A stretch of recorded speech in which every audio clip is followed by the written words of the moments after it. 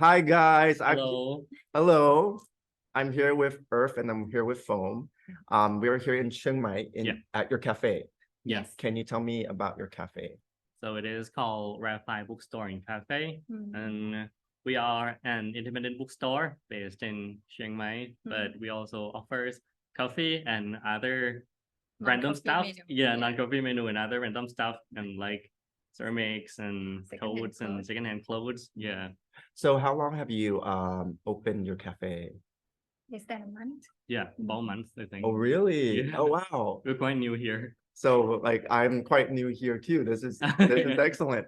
Can you tell me how this concept came about? Because you both come from a literature background, right? Yes, right. So we did our university years on English literature major. Yes. Yeah. So I would say that we have always been reading, and the thought of moving away from Bangkok has been with us for quite some time because I'm not originally from Bangkok. I'm from a town called Tak. Yeah, born and raised there. But yeah, for me, was born and raised in Bangkok. But I think I prefer something quiet. yeah.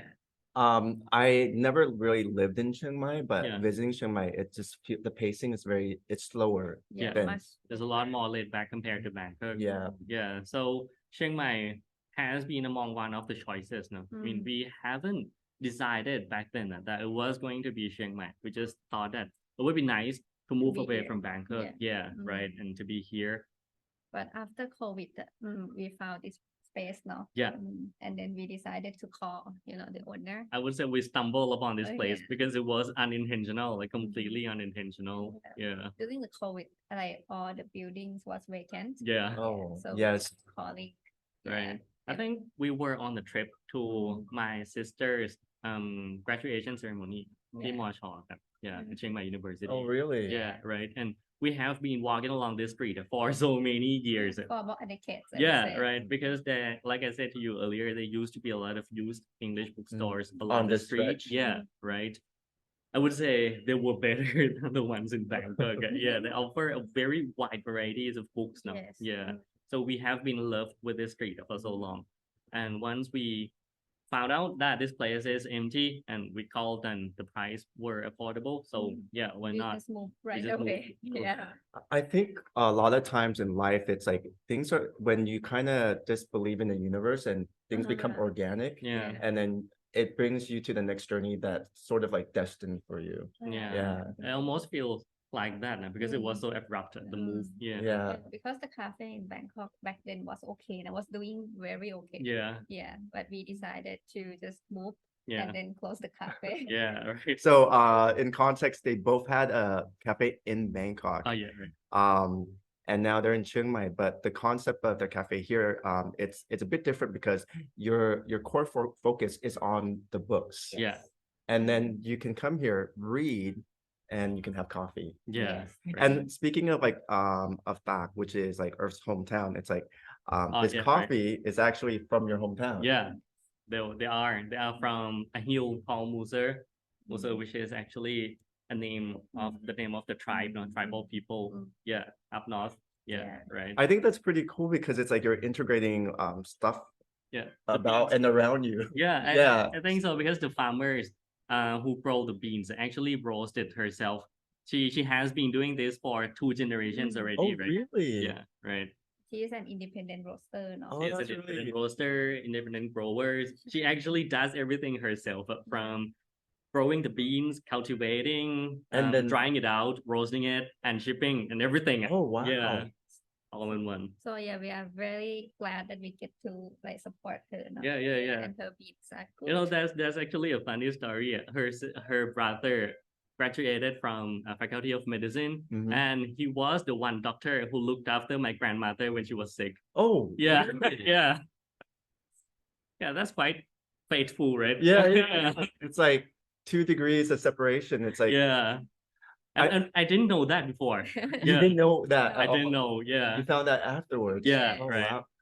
I think like in some ways, like everything is linked. Yeah. And organically it's meant to be. And I think it's coming here to interview you two. It's basically like because there's a story behind everything. Sometimes you see it when you just walk in, but then you don't realize where it's coming from. And just something as simple as a coffee. Yeah. You know, there's a story behind the coffee because it comes from your hometown, and you know the story Yeah. of the process of the coffee and Yeah. everything. And I think that's what's hidden a lot in life, Yeah. is that there's everything sort of has a story. You just have to slow down and look, no? Yeah. Yeah. Yeah. And that's why you're in the perfect place, environment. Oh, You're yeah. a bit slow. So tell me more about the books that you have here. So if I was a customer and I didn't know much about, like, you know, selection of books, you two are able to give advice on the books that you have in your at your cafe. Yeah. You want to go over this one? Yeah. Maybe like we have both the English and the Thai books. And the English book will be mostly secondhand books that we have read. Yeah, it's cover a wide range of topics from like regular general non-fiction and fiction. Classic literature. Classic literature. And we also have some sort of Books books that on focus on environmental problems. Yeah, on because food ethics. food ethics. Yeah, that is the main focus of our shop. Really? Yeah. Because I myself graduate with master degree with environmental literature, something quite new. Yeah. It's quite a niche, right? Here in Thailand, environmental It's quite niche literature. and it's quite appropriate. It's we're in very appropriate times in terms of the environment. So Yeah. Yeah. So I import the book myself. Yeah, we just start doing this slowly. Yeah. Yeah, it's based on the book that I have read in my master years. So those are the kind of book that I can recommend to readers. Yeah. And we try to encourage reader to read the books from, you know, like non-white writers. Yeah. Female writers, LGBTQI plus readers, and indigenous writers. The one who has been pushed to the margins. Yeah, the marginalized wow. The writers. marginalized writers. Yeah. So we have like Hawaiian writers, born and raised as, you know, half Hawaiians, half Right. half white. Yeah. And we have a lot of those kind of texts now. Yeah, In our place. Right. A lot of others of colors. No? Yes. Yeah. so that's where it's rare. The rarity of being able to support these writers that are sometimes unseen Right. Yeah. and not as well represented. Yeah. Yes. And they are actually very good, and the way they craft the novel is very new. It's something Very you unique. it's something you cannot find in most novel of these days. Yeah. Yeah, it's very challenging read, and it's illuminating at the same time. Right. And early we were speaking in Thai in regards to kind of like the process in developing to read different types of literature. Yeah. It's a process where it's like if you find something that's difficult, then there's like a process to be able to move on to something that's difficult. Yeah. Right. Otherwise, you're going to be intimidated. Yes. Yeah, exactly. Yeah. So that's important too, because when we hear at the shop, I think we can give recommendations based on that too, because that's very important.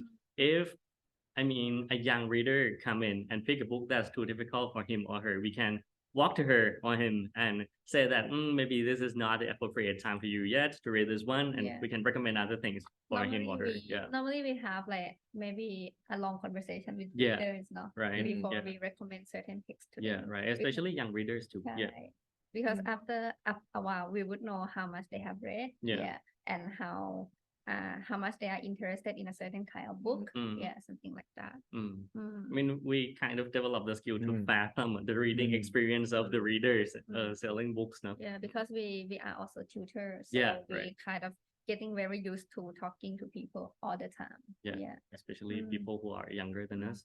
I think it's really important because like with the younger generation, it's like I think they need the guidance and everything. Yeah, they do. So if you guys are traveling to Thailand and you're here in Chiang Mai and you're looking at rarities, and there's a lot of bookstores in Chiang Mai as well. But I mean, a lot I say a lot because coming from Bangkok, there's not a lot. And I think there should be more everywhere, but more so than in the city in Bangkok. In Chiang Mai, you can find like bookstores, but here it's a rarity and it's also a cafe. So where are we? We are in Chiang Mai Road. Yeah, just right across the Thai Packet, the famous Thai Packet, where they organize Sunday market. Every week. So you can come here, and it's actually a very nice environment to read. Yeah. Okay. Thank you so much, you two. Yeah. Thank you for having us. Yeah. Bye, guys. Bye-bye.